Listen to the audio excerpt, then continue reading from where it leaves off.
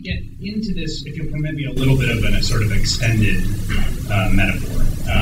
So I was driving, I actually drove here from DC this morning. It's a nice, I don't know if people have driven out here from DC, but it's a nice drive. It's about 4 hours and 15 minutes. And obviously you're going to the Allegheny at a certain point. And I'm saying it's not a nice drive. Yeah, so on a nice sunny day, it's a nice drive. And you're going to the Alleghenies, and you have this fundamental engineering problem, which is one that occurs all over the world. Point A and point B is a big mountain.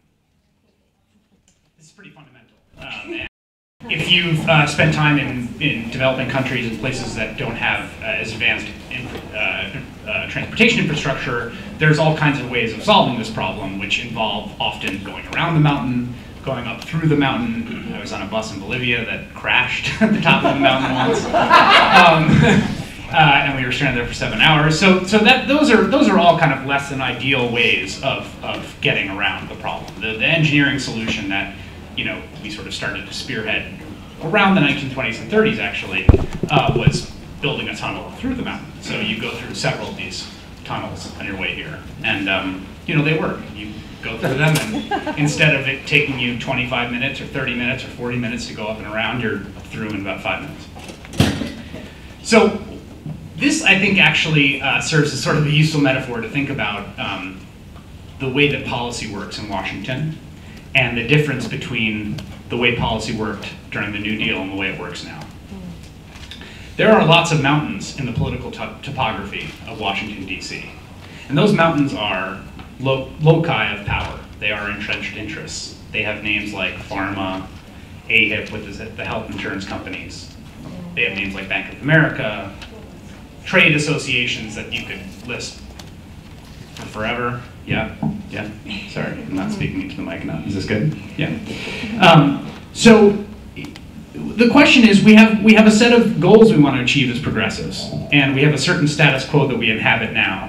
And between point A and point B are these mountains that we have to get around, over, or through. Well, the way that we do it now, and the way that we've done it since the Clinton years, and partly because of the sort of rise of a certain sort of economic thinking, sort of called neoliberalism, called the Washington Consensus, and Rob's going to get, I think, a little more into it theoretically. We don't go through the mountains, right? We go around them. What do I mean by that? Okay, well, we want to give prescription drugs to seniors, right? That's a good social goal. They're on Medicare. They want to have prescription drugs. We as a society, we can afford that. But rather than paying for their drugs, we take fistfuls of dollars and we throw them at the drug companies. And we basically say, see what you can do about getting some drugs to some seniors. This model actually typifies a whole host of the ways that we run policy in Washington, D.C., which is essentially, in this metaphor, which is now getting a little worn, going up and over these mountains or around them in incredibly expensive and time-consuming and inefficient ways. Student loans is a sort of iconic example of this, okay? The government has capital. The government could make loans to students. Wouldn't be that hard. We know how to do this. But that's not what we do. We have private banks give loans to students, and we backstop those loans, right? It's the same model as Medicare Part D. We basically say, here's some public dollars, and we give them a guarantee. They get all the upside if the loans are repaid. If the loans are not repaid, the government's on the hook. If this sounds like a familiar sort of dynamic, it's because it's become sort of cardinal part of the bailout strategy. The health insurance plan that's going through right now, which I desperately hope passes, and we can talk about a little bit, and I'm sure there'll be questions about, works on a somewhat similar model, right? We could have single payer. Countries have figured this out. This is not, this is not, this is not rocket science. I mean, it's doable. We can do it. There's lots of smart people in this country. We can have a single payer system. That would be putting a tunnel through a very, very big mountain. It would get us from point A to point B, I think, more efficiently, less expensively, betterly, if that's an adverb. But we can't do that because we just don't have the dynamite to blow our way through that thing. So what are we going to do? Well, we're going to go to the health insurance companies and we're going to essentially subsidize them covering everyone. It's a workaround. It's a way of getting around the mountain. Now, why does this relate to the New Deal? The reason it relates to the New Deal is because the signature achievements of the New Deal, the modifications they made to the social contract, the relationship between the individual and the state, the relationship between markets and government, were all of the blowing the tunnel through the mountain type. And think about FDIC. How would we design FDIC today? That's the Federal Deposit Insurance Corporation. Well, a large bank.